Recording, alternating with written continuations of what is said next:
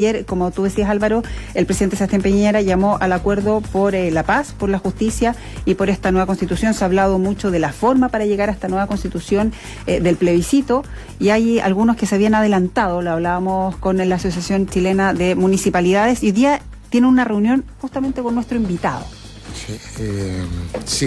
Sí, porque se están adelantando también a propósito del tercer punto, que es la nueva constitución. Se estaba preguntando en primer lugar si acaso se preguntaba a los vecinos y vecinas si acaso estaban de acuerdo con cambiar la constitución, el ejercicio que hicimos nosotros el lunes, me parece que fue, ¿no? Sí, pasa. Y si estaban de acuerdo, ¿cuál era el mecanismo? Bueno, es lo propio, es una consulta hasta lo propio. Por lo pronto, en el Congreso Nacional también está avanzando un proyecto para plebiscitar también, una pregunta que iría también por ese lado, es decir, están empezando a sacar al baile al servicio electoral, que en estas materias obviamente es parte de nuestra institucionalidad, a pesar de que los mecanismos no existen, pero van en camino, y tendrá algo que decir quién es el presidente del Consejo Directivo del CERVEL y también de la Asociación de Organismos Electorales de América del Sur. Está aquí en el estudio Patricio Santamaría. Muy buenos días, Patricio. Hola, Buenos días, Patricio. Álvaro. Hola, Loreto. Se van a reunir hoy día con la directiva de la Asociación Chilena de Municipalidades, ¿no? A propósito de este plebiscito o de esta consulta ciudadana que ellos quieren hacer este 7 y 8 de diciembre. Sí, efectivamente hemos tenido hasta ahora contactos telefónicos con Germán Codina, con algunos directivos de la Asociación Chilena de Municipalidades, pero hoy día tenemos una reunión con el Consejo Directivo. En una sesión los vamos a recibir, tengo entendido que va la directiva completa, para poder ver cómo colaboramos, porque aquí lo importante sí es tener claro algunos temas que ya se los hemos planteado.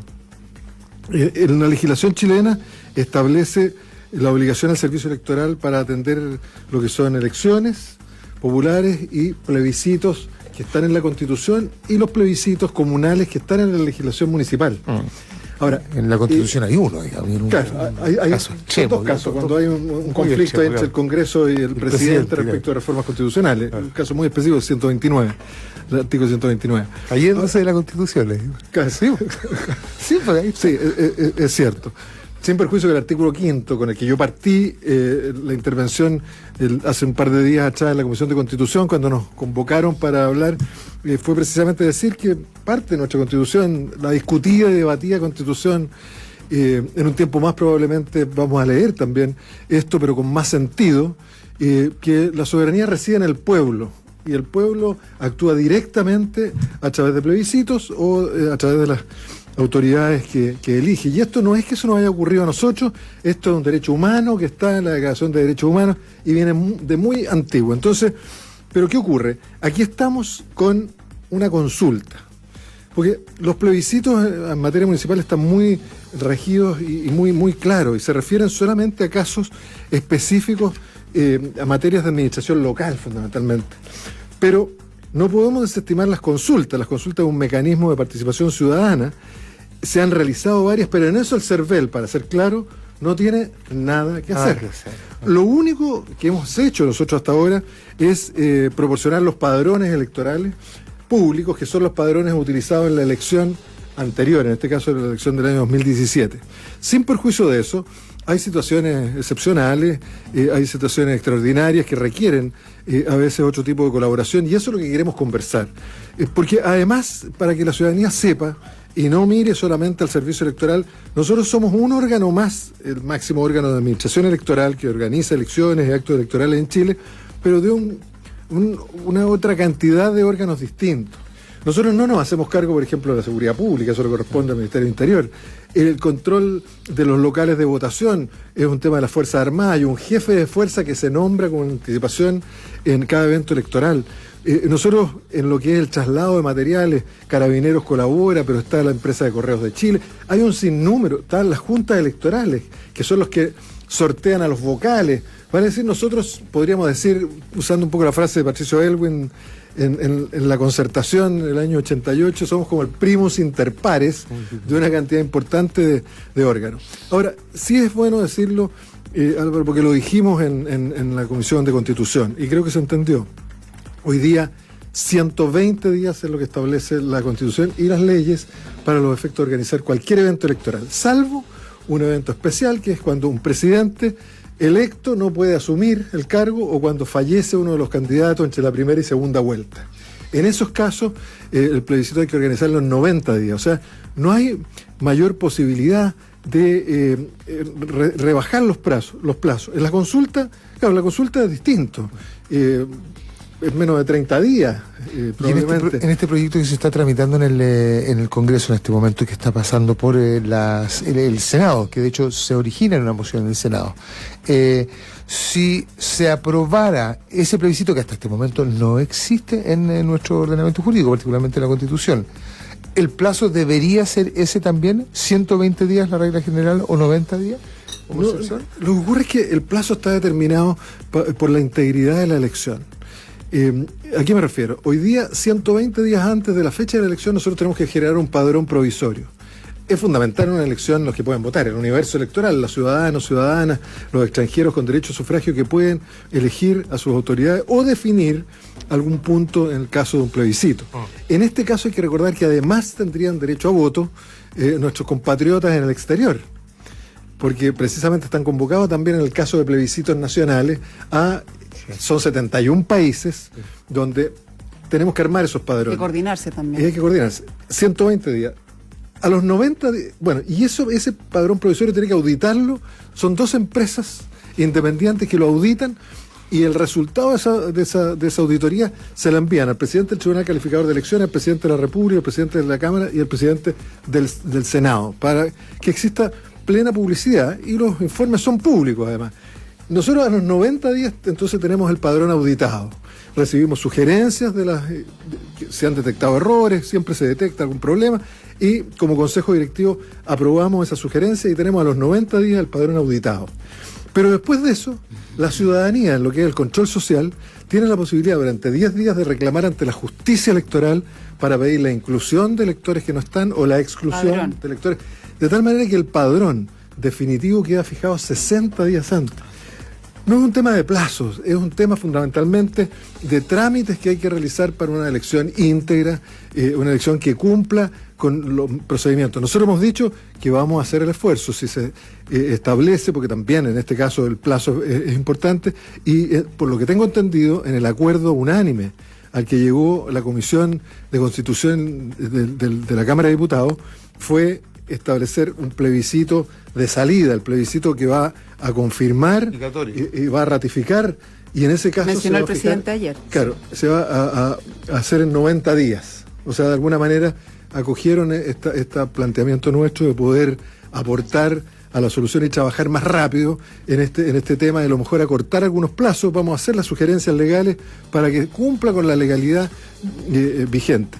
Y en el plebiscito que se aprobó por 7-6, vale ser el plebiscito de entrada, el que se va a convocar a la ciudadanía también, de aprobarse en la sala y en el Senado y de transformarse en ley, serían 30 días. Ese es más o menos el estado de avance de las cosas.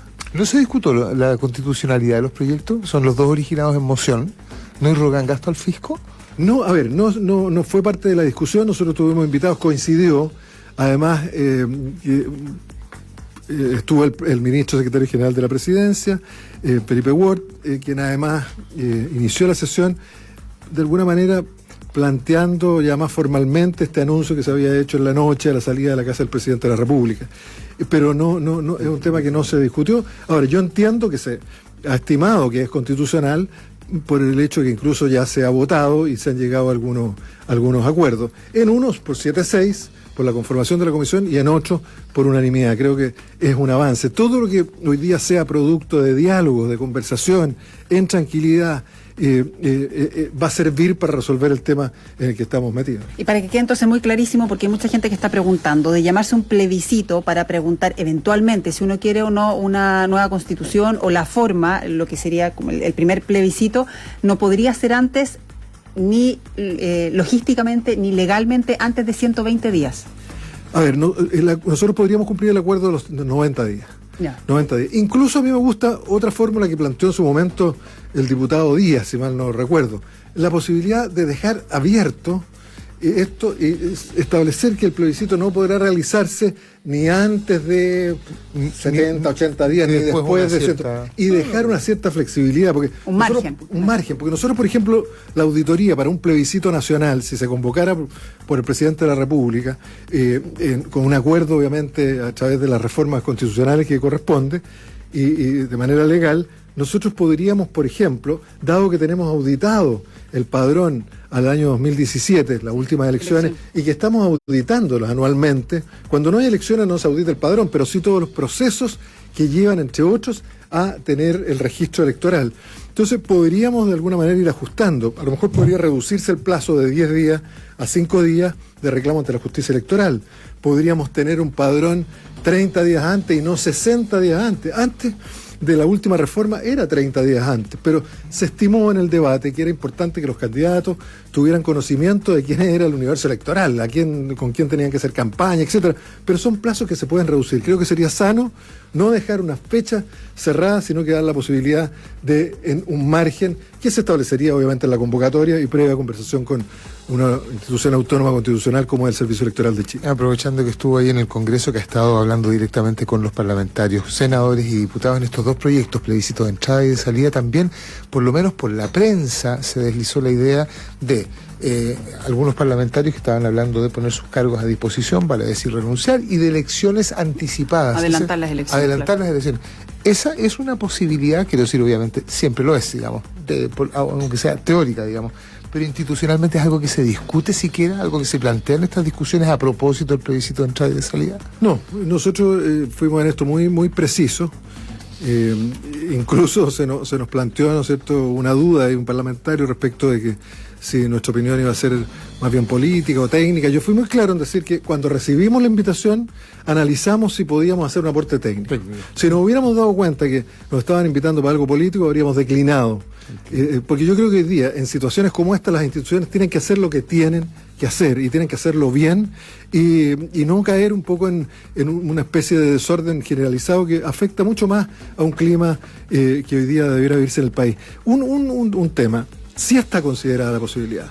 La renuncia de los parlamentarios la resuelve, no pueden renunciar directamente, sino que la tiene que resolver el Tribunal Constitucional. En el caso del presidente de la República no está considerada la renuncia como tal, pero sí la ausencia fuera del país, sí un impedimento grave, sí un caso calificado donde no puede ejercer la primera magistratura. Y en esos casos, la ley lo que establece hoy día es elecciones 120 días después desde el momento que se convoca por quien sea la autoridad que subroga al presidente, si fuera ese el caso. Quedan algunos segundos, pero por tu experiencia también se ha discutido, hay más o menos consenso, pero el tema de reponer el voto obligatorio. ¿Algunos segunditos? ¿Es necesario en Chile reponerlo? Yo creo que sí, creo que fue un error el año 1997 haber eliminado el voto obligatorio. Creo que fue un error. Yo creo que diría 2-3 cosas en estos segundos. Hoy día se requiere, creo, por un lado, un Estado más fuerte. Un Estado que tenga facultades para resolver las necesidades y los requerimientos de la ciudadanía. Eso, de alguna manera, está desprestigiando a las democracias, porque el problema no solo de Chile, en general es en los países donde hay sistema democrático, pero también tenemos que tener una ciudadanía activa. Hoy día el voto voluntario puede darse a países que están probablemente tienen formación, los ciudadanos tienen convicción, pero en países como el nuestro, donde hay comunas, las de menos capacidad económica y por ende de menos educación, donde vota el 20, el 23%, y otras comunas, como las comunas de mayor ingreso económico, donde votan, fíjense que un solo dato, en 5 comunas de Santiago, que son las 5 comunas más cercanas a la cordillera, en la última elección hubo 220.000 votos de diferencia entre los dos candidatos que postularon. Cuando ha habido elecciones en Chile que se han resuelto por 30.000 votos, como la elección entre Ricardo Lagos, el presidente Ricardo Lagos y el actual alcalde Joaquín Lavín, 220.000 votos, muestra la desigualdad social expresada en lo electoral, y eso no es justo porque genera ollas a presión como la que hoy día vimos que lamentablemente explotó. Patricio Santamaría, presidente del Consejo Directivo del CERVEL, muchas gracias por haber estado acá con nosotros. Muchas gracias a ustedes. Buenos días.